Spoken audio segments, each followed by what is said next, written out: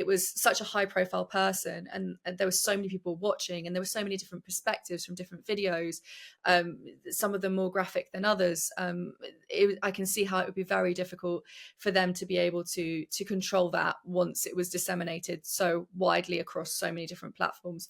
Is it impossible? I don't think it is, to be honest. I think that it would be possible to have a bit more control, and to be able to especially deploy AI and deploy different kind of mechanisms to detect whether it's the timestamps of the videos, the coding of the videos behind the scenes, or in fact just looking at the content.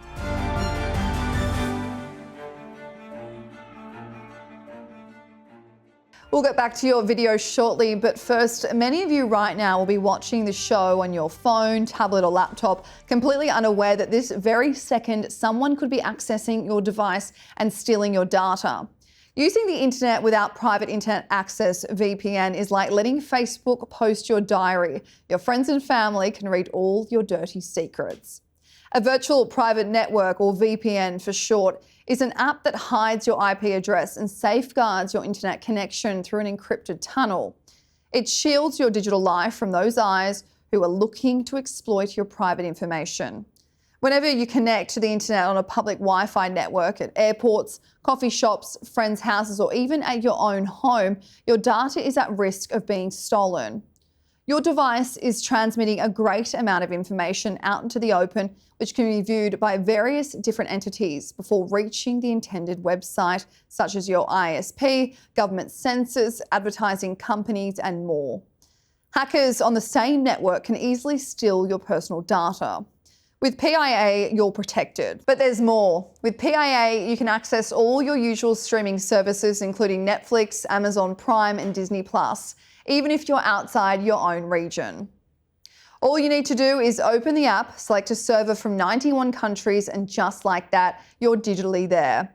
And it's not just for fun. With recent legislation, more and more content is being restricted. PIA allows you to access the content and news that you want to watch. And with one PIA subscription, you can protect an unlimited number of devices, so that's the whole family covered. Follow the link in the description or scan the QR code on the screen now to receive a massive 86% discount, making it just £1.57 per month. There's a 30-day money-back guarantee, and to top it off, you'll receive 4 additional months for free. Head to piavpn.com now and take control of your digital life. Hi, I'm Fergus McPhee and welcome to the Tech Report on Times Radio. Joining me today is Natasha Burnell, Senior Business Editor at Wired. Natasha, thank you so much for coming back on the show. How are you? Thank you. Thank you for having me. Yes, I'm fine. Thank you. Now, we're going to start today with something a little bit different. Obviously, last night, we know the news that the conservative activist in America, Charlie Kirk, was shot dead. Now, we're not going to get into the specifics of that. I don't think the Tech Report is the right place to do that. But I do want to talk about the video or videos that, and I've certainly seen, I know a lot of people have seen, millions of people have watched online, just to have a little conversation around, these have been shared widely on social media apps. Is there a conversation to be had around how these have been allowed to be shared and are still up? You can still view a lot of them almost 24 hours later. With the scenario that happened yesterday, obviously Charlie Kirk is a very high profile person. He is a close friend of President Donald Trump, and his appearances live are very high profile. And so a lot of people in the crowd were recording his event. And so when what happened for those who haven't been following the news is that he was answering some questions from the public, and then a single shot fired out. And in the multiple videos that were recorded and posted online, you could see a wound in his neck, and he slumped forwards, and people started screaming and running away. Obviously, these videos are extremely distressing to see, very graphic, very shocking. And a lot of people were recording live. So yes, they appeared straight away on social media sites.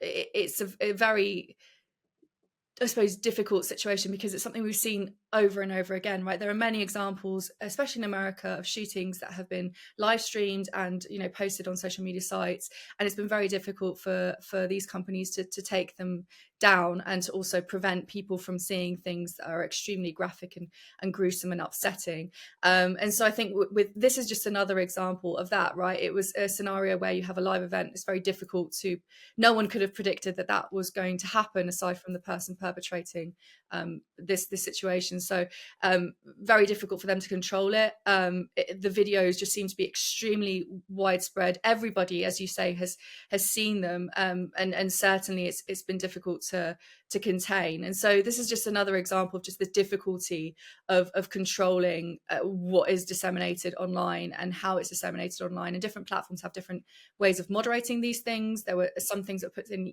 several years ago to try to prevent this sort of spread. There was a lot of conversation, especially on Twitch and live streams, of like people spreading disinformation about what was going on at the time as well. So it just goes to show that in these times when you have so many different conspiracy theorists and different people willing to kind of throw their tuppence in, that these things can go out of control very quickly. And that obviously did happen to some extent in this scenario.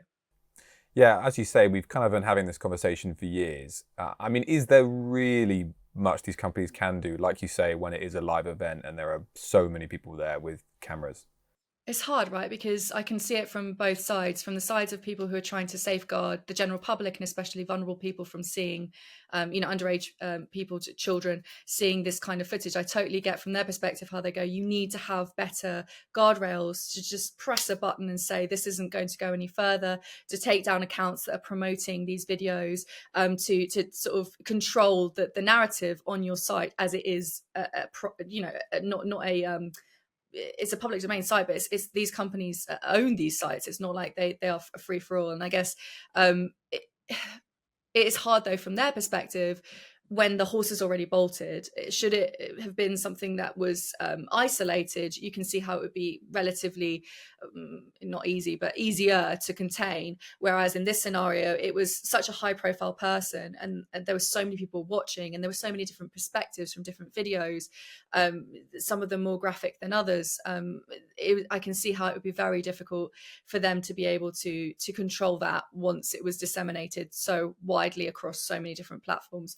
Is it impossible? I don't think it is, to be honest. I think that it would be possible to have a bit more control and to be able to, especially deploy AI and deploy different kind of mechanisms to detect whether it's the timestamps of the videos, the coding of the videos behind the scenes, or in fact just looking at the content to do these things. However, it seems to me that especially with graphic content, we've relied a lot on human beings, and those human beings have been let go in a lot of cases. So it's a difficult scenario behind the scenes as well. It's interesting you say that, because whenever this issue rears its head again, I think a point that a lot of people that I know definitely make is that for copyrighted content, often, sometimes that gets removed almost instantaneously. So yeah, when you say like things like AI, presumably these measures, they do exist and they can exist. Yeah, I would think that there is certainly a better mechanism of deploying it.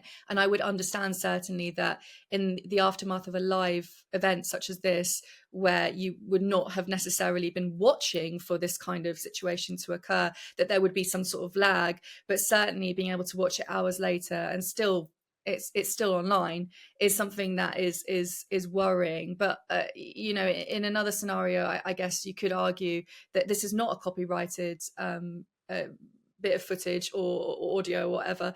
This is in the public interest, and it's a situation where somebody high profile has been murdered, right? And you might be able to argue that much like some of the footage that we would have seen of high profile people being killed in the past, that in some shape or form, certainly not in the gruesome videos that we've seen, but in some shape or form it's in the public interest and not erase all of it from the internet. So we wouldn't want to go to the other extreme where we've got a potential situation where they go, okay, let's take down all of the Charlie Kirk footage online and just look for everything that has him in it and just take it all down, because that's not a solution either. And that would probably be a bit of a heavy-handed blunt force kind of way of approaching things. Well, thank you for chatting about that. It was certainly very shocking and distressing. But let's move on to Apple. because earlier this week at a Glossy event, the company launched its new iPhone 17 products. This included the standard version, the Pro, and the brand new, I think the quote is, thinnest iPhone ever, the Air. But there was very little mention of Apple Intelligence. Now, you and I have actually spoken about this before. Why was there so little mention? Oh my goodness. Yeah. So I think actually the event went a lot better than perhaps was expected, certainly by analysts. They were a bit, cautious going in. There was an element of Apple Intelligence in there, but you're absolutely right. There was very little kind of song and dance about it, and certainly not the expected amount of coverage of it within the Apple event itself. My colleagues at Wired were watching closely, and they kind of were very good at analysing and saying, these are the things that are actually kind of AI related or Apple Intelligence related that are coming out of this. And yeah, you're right. The most interesting and I guess hopeful thing, certainly for analysts who are hoping people will upgrade their phones, is the iPhone Air, which it's undeniably wafer thin. It is less than 5.6 millimeters thick. So we're looking at sort of post stamp sort of size hardware inside. You only get one camera in that model though, and Apple is seemingly using high density silicon carbon batteries to power it. Now this all makes sense in the end when I get to it, but basically these type of batteries are a lot thinner and they occupy a lot less space. So a battery can occupy about 60% of the sort of space in the phone. This occupies a lot less. And this, I feel, speaks to Apple's strategy, right? When you use high density silicon carbon batteries, you can either choose to create as chunky a phone as you want, as you might have done before, and just make it hugely more powerful, or you can go thin. And the challenge that now Apple has is that with Apple Intelligence, the big question is whether they can do that and still keep it thin. so those are the big questions. I mean, there are other things as well, but that's the big thing. And you see its competitors if you look at sort of what Google and Microsoft has been able to do with integrating and Samsung integrating into laptops, smartphones, and their different devices. You can see that they're far ahead, right? They've been so quick at being able to do it. And it is unclear how Apple, which is a laggard in the AI race, aims to close the gap. However, there is hope. Like I don't want to like pretend like Apple hasn't done anything at all. If you look at the Apple Watch, for example, they finally integrated into all of the models, satellite communication. So should there be an incident where you have an accident of some sort, you can send your location via satellite to emergency services and contacts, which is really cool. You have the upgrade to the Apple Watch Series 11 and Watch Ultra 3. I don't know why I'm doing this. I don't have one. Sorry. But that includes health features like the hypertension notification. So it can measure your heart rate over the space of, I think it's like 30 days, I want to say. Yeah, 30 days. And it can tell if you're going to have symptoms of hypertension, which can cause kidney disease, stroke, all sorts of things. And it affects 1 in 3 people. So that's really cool, having that ability to do those things. And the AirPods, I feel, is perhaps the biggest example of the advances that the AI has been able to do with Apple Intelligence. But it's following in the steps of Google. So earlier this year, Google announced that its Pixel 10 phones would be graced with AI-powered live voice translation. And now if you have the new AirPods, they'll be able to do the same. So the idea is someone speaking to you in a different language and the AirPods will be translating them into your ears. And you can speak back to that person in your own native language. And it can either appear on the screen of your phone so that you can show it to them and have a conversation, or if they also have the latest AirPods, they can have it translated in their ears as well. So obviously really cool for people who might want to go traveling and might not want to learn a single thing and just sort of stand there and wait till it translates and look really intensely into other people's eyes. But yeah, so that's that. But obviously it's not what was promised, right? We kind of hoped that that we would get a bit more of the expected upgrades that Apple was kind of toting, especially before the release. I don't know if you saw, there was some adverts with Bella Ramsey from Oh yeah. Yes, from The Last of Us. So she did this thing where, and they pulled these adverts, really, they made them private, where she was talking about the advances that they were hoping to make with Siri in this latest model. So Siri was supposed to be able to tell you who was it that you met a month ago based on like what it knows about you. This is something that hasn't happened. Obviously, it's not available. It's not going to be available anytime soon. Looking at the coverage that we've had, like Mac Rumors was reporting that this obviously this advert had been pulled and that it might be released later on in the year. They were reporting that some of those people working in Apple's AI division were saying that it might be scrapped altogether, rebuilt from scratch. It's very difficult to tell what might happen.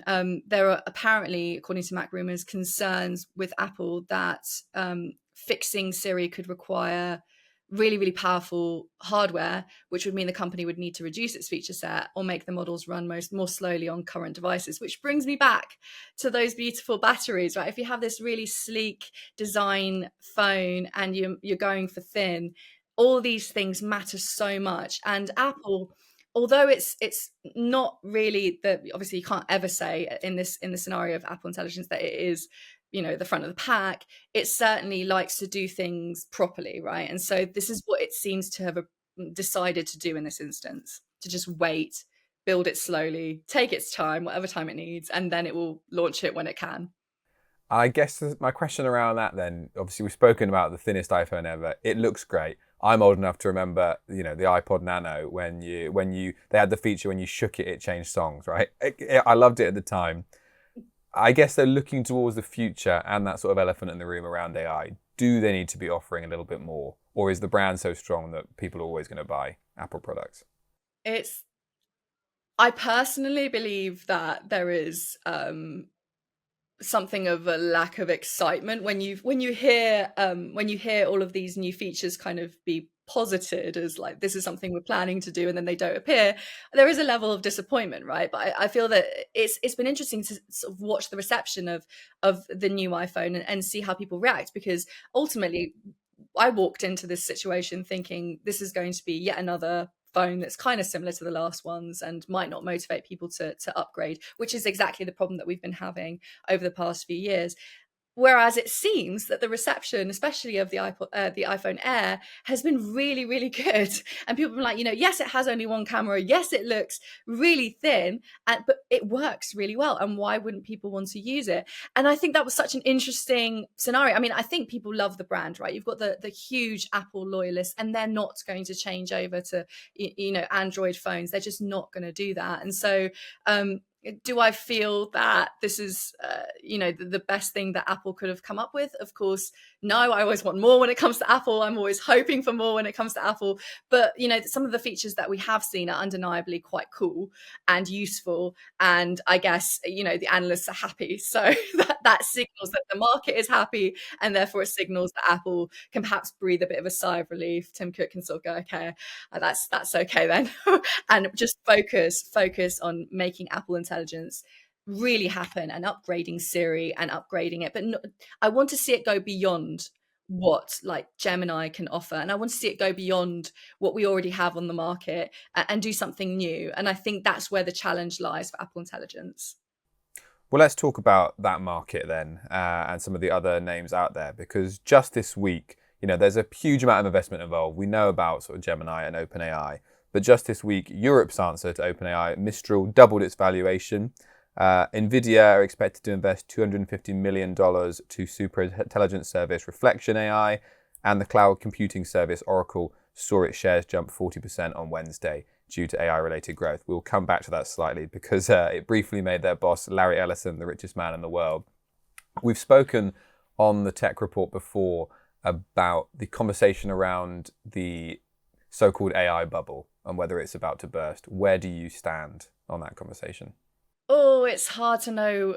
Everyone talks about a bubble. And in fact, I don't want to cite too many people, but I think Sam Altman was saying, everyone talks about a bubble. Who cares about the bubble? There is, there's always going to be people saying there's a bubble.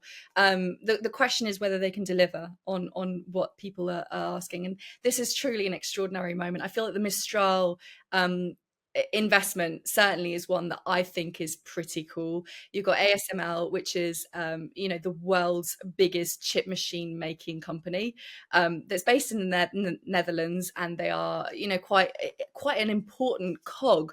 I would say almost like the cog, the most important cog in the global chip making market. Like they're the ones that provide Nvidia, Intel, TSML, all these people, TSMC, sorry, all these people with the chip making machines that they need to create smartphones, cars, to power data centers. It's a huge part of what we all need in order to reach any of our objectives with AI, right? And the fact that they have invested in Mistral is very interesting, because we've got two European companies. Mistral is obviously really on tip of everyone's tongues when they're talking about AI, especially in Europe. You've got a situation where you've got two big European powerhouses, which could create very much the perception that there's a European commitment to enhancing AI capabilities and reducing their reliance on US tech giants. It could set precedent also for the industry. So commentators have said that this might mean AI optimized chip designs. So they could influence future chip designs tailored for AI workloads, which could impact the semiconductor industry. It could also affect, their European positioning. Mistral could go from sort of a very interesting, very cool startup that everyone is thinking about to a major player in all of this, which is really, it's quite a cool thing to watch. It's a unique way for a very kind of, I say traditional, this complete, but traditional in the sense of like manufacturing business, to have a view of AI workloads and design trends in a way they wouldn't have before. So that is a really exciting deal, in my opinion. It's a really cool kind of example of movement in the chip sector, which is so hit by geopolitical global ramifications at the moment. It's very tricky. And then this Nvidia investment, Reflection AI, again, really, really cool. It's backed by obviously Nvidia and Sequoia Capital. This company, if you think about it, 6 months ago was valued at $545 million. If it gets what it thinks it's going to get in this latest round, it will be valued between 2.5 billion and 5.5 billion dollars. That's a massive, that's a ginormous jump. It's focused on using AI for coding, which again is one of the earliest applications of the tech to see commercial traction. It's really appealing to a lot of investors at the moment. The founders, Michel Askin and Yanis Antonoglou, used to work at Gemini. So yeah, really, they obviously got the pedigree. They're the people that people want to work with, and this is an extraordinary, stratospheric investment. What does this say about the bubble, though? Going back to your question, I mean, it just says that at this point, it does feel very strongly that AI startups don't necessarily need to provide huge results to generate such incredible valuations and figures from big investors. There's such a massive race, and you and I have spoken about this before, that the race AGI is on. People are absolutely, crucially invested in it, and there's big players out there that feel that this is such an important moment, they cannot miss out on it. And so these businesses, obviously, I mean, they have got things going on. The question is, will they be able to scale at the rate that will allow investors to pile in more and more and more cash? And the answer is, I don't know, because it's hard to know how these things are going to play out. This is a particularly fickle and difficult to predict industry because of the tariffs, because of the geopolitical tensions between China and the US. It's so hard to know how these things are going to play out. But as I've said before, I think that where you need to look is robotics. Like the fact that people are interested in robotics and feel like this is an important part of reaching AGI to kind of say, if we want artificial general intelligence, which, sorry, I've been saying AGI, I haven't actually explained it, which is basically human level of intelligence for AI, that it needs to understand the world around it. And I feel that when we see more of that wave of investments, which we're seeing a lot still, even looking back at sort of Tesla and Optimus and things like that, when we see a lot of startups that are starting to get investment in that arena, that's when I'm going to get really excited, because I'm like, we're getting there, guys. We're going to get to that level. Of course, a lot of people are scared of that level, so I completely get that. I said I'd go back to Larry Ellison. I'll just briefly touch on it. But my kind of thought was that even if there is a bubble, if you're in it right now, it's a pretty good place to be, because the numbers are astonishing. On Wednesday, That market jump saw his fortune grow by $100 billion in a day. He's actually more in the sort of cloud space rather than AI. But anyway, I will end with one question. If you forgive me, we're both journalists in different fields.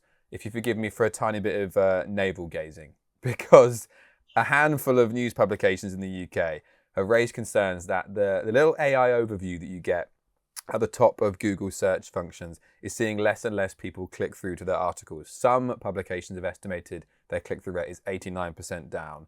Now, this is sort of news outlets and journalist outlets saying this at the moment, but presumably this could become an issue for a huge number of sectors and businesses. Yes, the short answer is yes. It's one of those things that, and I'm no Cassandra, but I do think that, you could kind of see it coming, right? This is not like, it shouldn't be a huge surprise to everybody that this is affecting people when they look at the AI overview. They don't need to click through to anything else. And if you are allowing Google's AI overview to scrape your website in order to populate its tool, why would you be surprised that then people don't use your website in the same way? I mean, I think the publishing industry, look, people have been sounding the death knell for publishing since I started as a journalist, certainly, if not before. We had the print exodus and the print scenario of like, will we survive with that? We had the situation with Google, again, the SEO ranking wars, the Facebook video wars. Like this is all it's cyclical, right? And I feel that the interesting scenario we have at the moment with AI is that you either, as a publishing company or as a journalist, you fall into one of two camps. Either you embrace it and you decide, we're going to enter into partnerships with different big companies to allow them to scrape data, and therefore we derive revenue from that. We don't care that people don't click on our articles